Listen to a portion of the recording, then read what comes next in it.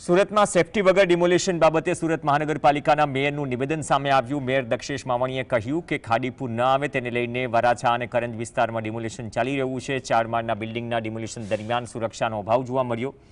Demolition કરવું પણ જરૂરી છે અને સુરક્ષા રાખવી પણ એટલી જ જરૂરી। પાલિકાના ઝોનલ અધિકારીએ તાત્કાલિક સુરક્ષા સાથે ડિમોલિશન કરવા સૂચના અપાઈ। ડિમોલિશન દરમિયાન કોઈ દુર્ઘટના ન સર્જાય તે માટે કર્મચારીઓની તમામ પ્રकारની सेफ्टी सुविधा आप्या बाद ज आ कामगीरी करवा सूचना मेयरे आपी। आज सवारे जो विज्युअल में जोया त्यारे मैं जोनल चीफ एने जेडो ने तात्कालिक फोन करीने सूचना आपी कि प्रिकॉशन लईने सेफ्टी बेल्ट लईने पछी डिमोलेशन करे, कोई खोटी जानहानी डिमोलेशन में न थाय तेनी तकेदारी राखे।